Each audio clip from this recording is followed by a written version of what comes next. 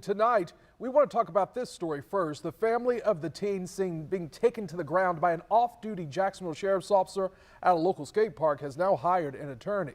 They're pushing for a more serious charge because they believe Officer Stephen Hicks's actions were unprovoked, and they also say they were egregious. But the officer's attorney argues he stepped in to protect others. Sydney DeShawn has been following this case closely, and she's hearing from both sides tonight. I spoke with the family's attorney this afternoon, and earlier this week I spoke with Hicks's attorney. They see what happened behind me here at Sunshine Park very differently. This was a completely unprovoked and unnecessary attack on a child. I think that his intervening that day potentially saved a kid's life. This is video from January 17th, a parent shared with me.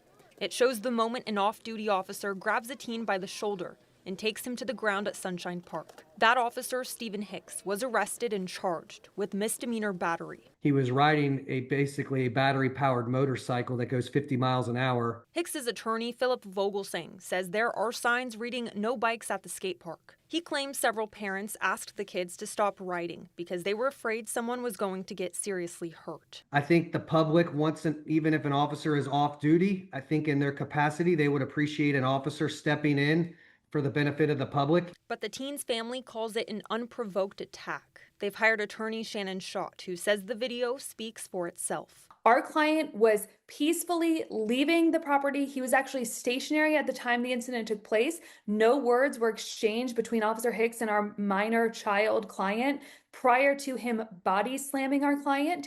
He then pulled out his badge to justify his bad actions. Schott is pushing for a felony child abuse charge, saying Hicks needs to be held accountable. He went from 0 to 100, and it's just completely unacceptable as a human being, as a parent, and as a police officer. Hicks turned himself in after it happened and was later released on bond. The video has sparked lots of debate. I know my son's been aggravated over the e-bikes accessing the skate park. They're fast, and a lot of times you don't see them coming. With some parents concerned about bike usage at the park, others are concerned about the officer's response. As a parent, I think the force was a little excessive, but after being given so many warnings, I would have taken the warning and just left the park.